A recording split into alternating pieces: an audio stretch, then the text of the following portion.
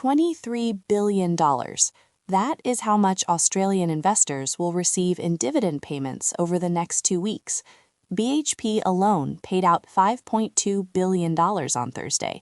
Commonwealth Bank, Fortescue, and Wesfarmers follow next week with another $10.7 billion. This is happening while the ASX 200 sits 7.1% below its early March highs, battered by the US-Iran conflict and oil price volatility. The obvious read, a windfall for shareholders nursing losses, cash arriving just when portfolios need it most, a small consolation. That read is wrong. The surface story. The ASX edged up just 0.1% on Thursday to 8,525, barely moving despite a dramatic backdrop.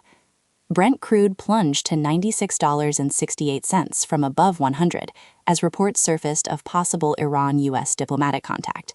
Gold rebounded 2.7% to $4,521.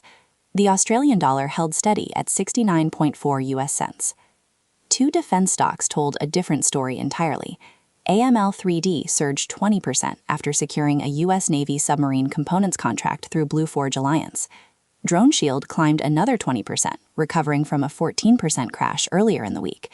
Defense has become the ASX's most volatile corner, swinging on each headline from the Middle East. Meanwhile, the Albanese government backed an above-inflation minimum wage increase to cushion workers against surging fuel costs. Fuel price predictions have been described as astonishing by analysts, feeding inflation fears even as the headline CPI sits at 3.7%. A messy day. War fears, oil swings, wage policy, dividend checks. What ties it together? Where the money goes.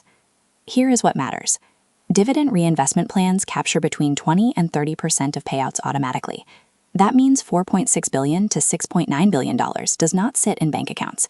It flows straight back into the stocks that issued it. BHP, CBA, Woodside, Telstra, Wesfarmers. These are the ASX's most traded names, and they are all trading well below their February peaks. The remaining $16 billion hits brokerage accounts over the next 10 trading days. Historical data from prior dividend seasons shows a measurable uptick in ASX turnover in the 2 weeks following major payout clusters.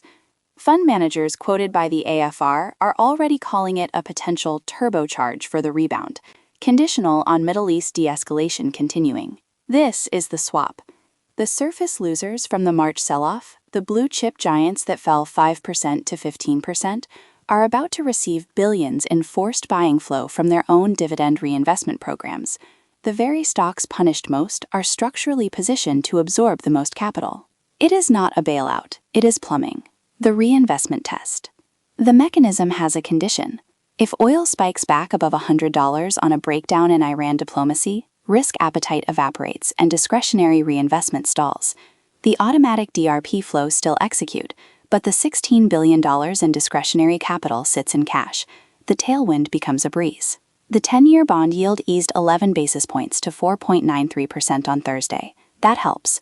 Lower yields make dividend stocks relatively more attractive, but 4.93% is still high enough to compete with equity income. The benchmark to watch, ASX 200 turnover over the next 5 trading sessions.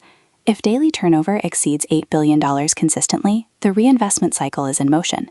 If it stays below $6 billion, the cash is sitting on the sidelines. $23 billion is looking for a home. Whether it finds one depends on a phone call between Washington and Tehran that may or may not happen.